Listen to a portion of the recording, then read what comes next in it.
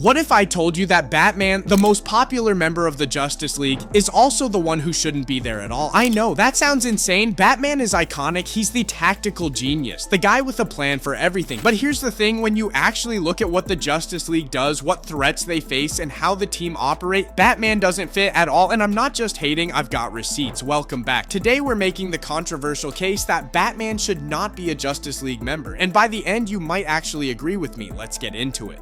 Let's start with the obvious. The Justice League exists to handle threats that are too big for any single hero. Alien invasions, cosmic entities, interdimensional conquerors, God. And the roster reflects that Superman is basically a god. Wonder Woman is literally a god. The Flash can outrun time itself. Green Lantern wields one of the most powerful weapons in the universe. Martian Manhunter has telepathy, shapeshifting, intangibility, and strength rivaling Superman. And then there's Batman, a guy in a suit. Picture this. Darkseid invades Earth with his entire army of parademons. The League mobilizes. Superman is punching through warships. Wonder Woman is cutting down soldiers by the hundreds. Flash is evacuating entire cities in seconds. Green Lantern is creating constructs the size of skyscrapers. And Batman, he's punching individual parademons one at a time with his fist. Don't get me wrong, he's the best at what he does. Peak human combat, but peak human means nothing when the battlefield is cosmic. In most Justice League threats, Batman is objectively the least useful member in direct combat. That's not an insult, it's math. Here's where it gets worse. The entire point of a team is trust. You have each other's backs. You rely on each other's strengths. You function as a unit. Batman doesn't do that. Batman created detailed plans to neutralize every single member of the Justice League, not villains. His own teammates, Superman, Wonder Woman, Flash, Green Lantern, Martian Manhunter, Aquaman. He analyzed their weaknesses and designed specific countermeasures to take each of them down. And when those plans were stolen by Ra's al Ghul, the League was almost destroyed by strategies their own teammate created. Drop a comment right now. If your coworker secretly had a plan to destroy you, would you still trust them? Would you still want them on your team? The League voted on expelling Batman after that incident. Superman was the only one who voted to keep him. Think about what that means. The majority of the Justice League, Earth's greatest heroes, decided they couldn't trust Batman anymore. He stayed on the team, but the trust never fully recovered. A teammate who doesn't trust you is a liability. A teammate who actively prepares to fight you is something else entirely.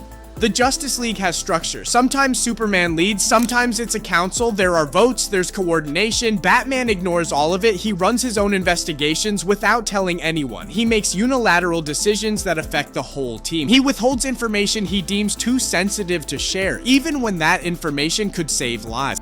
In Tower of Babel, he didn't tell anyone about the contingency plan. When the League faced threats that required coordination, Batman was off doing his own thing in Gotham. This isn't teamwork. This is a solo operator who occasionally shows up when it's convenient. And here's the problem, when Batman does show up, he often tries to take over. He's so used to being the smartest person in the room that he treats the League like his personal strike team rather than a group of equals. Superman has to constantly mediate between Batman and everyone else. Wonder Woman has called him out multiple times. Even the Flash, the most easygoing member, has expressed frustration with Batman's approach. You can't have a functional team when one member thinks he's above the team. Here's a truth nobody wants to admit. Batman's loyalty isn't to the Justice League, it's to Gotham City, and that's a problem. When the League faces a global threat, every other member commits fully. Superman will fight until he physically can't continue. Wonder Woman will stay on the battlefield for days. Flash will run himself to exhaustion. Batman will leave mid-mission if something happens in Gotham. We've seen it multiple times. A crisis in Gotham pulls his attention. Robin is in danger, or Joker escapes Arkham, or some other local emergency erupts, and suddenly Batman is gone mid-battle. While his teammates are fighting for their lives, his commitment to the team is conditional. And in a group that handles extinction-level threats, conditional commitment gets people killed. The other members don't have this problem. Superman cares about Metropolis, but he won't abandon the League during an alien invasion to stop a bank robbery. Flash loves Central City, but he understands priorities. Batman treats Gotham like it's more important than the entire plan. And sometimes in the calculus of superhero triage, that's just not true. But Batman is the strategist, I hear you saying. He's the guy with the plan. Okay, let's examine that. Yes, Batman is brilliant. Yes, he saved the League with clever tactics multiple times. But here's what people forget. He's also gotten the League into trouble just as often. His contingency plans nearly killed everyone when they were stolen. His paranoia has led to missions going sideways sideways because he didn't share critical information. His insistence on working alone has left teammates without backup. And in actual combat scenarios, Batman requires protection. When the League fights Darkseid, someone has to watch Batman's back, because Darkseid's Omega beams would vaporize him instantly. When they fight Brainiac, someone has to keep Batman alive while he hacks the system. When they fight anyone with cosmic level power, the League essentially has to babysit their most vulnerable member. That's not strategy, that's liability management. The cold truth is this: almost everything Batman contributes to the League, the detective work, the planning, the tech, could be done remotely. He could be Oracle for the Justice League, provide intel, coordinate from the Watchtower, send his analysis without putting himself in the field. But his ego won't let him do that. He needs to be there, he needs to be in the action, even when being there makes the mission harder for everyone else. So if Batman is a liability, why is he on the team? Two reasons. First, fear. The other League members are on some level afraid of what Batman would do if he wasn't inside the tent. Better to have him as a teammate where you can watch him than as an outsider with files on all your weaknesses. It's not trust, it's containment. Second, Batman won't accept being excluded. His need for control is so absolute that he would never allow Earth's most powerful team to operate without his oversight. If they kicked him out, he'd just create his own surveillance network to monitor them anyway. At least as a member, his paranoia is somewhat channeled. That's not a healthy team dynamic. That's a hostage situation. The Justice League keeps Batman because they're afraid of the alternative, and Batman stays because he can't let go of control. Neither of those reasons has anything to do with him being a good fit for the team. And now, I know what Batman fans are gonna say. Batman has saved the League dozens of times. His plans have defeated gods. He's essential. And yes, there are moments where Batman's specific skills were exactly what the situation needed. A puzzle only he could solve. A strategy only he could execute. A willingness to make the hard call that Superman couldn't. But here's the thing, those moments are exceptions, not the rule. For every time Batman saved the day with a clever plan, there are 10 missions where he was deadweight in combat. For every time his paranoia was justified, there are 5 times it damaged team cohesion. The Justice League doesn't need a member who's occasionally brilliant and frequently a liability. They need consistent contributors who can be trusted. Batman would be more valuable as an advisor, a consultant, the guy you call when you need a specific kind of problem solved, not a full member who shows up to cosmic battles with a grappling hook and a bad attitude. So there it is, the case against Batman in the Justice League. He has no powers in a team built for cosmic threats. He doesn't trust his teammates, he undermines leadership. His loyalty is conditional, he's a tactical liability more often than an asset, and he's only on the team because everyone's afraid of the alternative. Is he a great hero? Absolutely. Is he one of the most important characters in DC? Without question. But is he a good Justice League member? The evidence says no. Now I want to hear from you. Am I completely wrong, or does this actually make sense? Drop your defense of Batman or your agreement in the comments. This is going to be a war zone and I'm ready for it. If you want more controversial DC takes, check out my next video on every time Batman got karma. The universe humbles him more than you think. Subscribe and hit the bell. Until next time.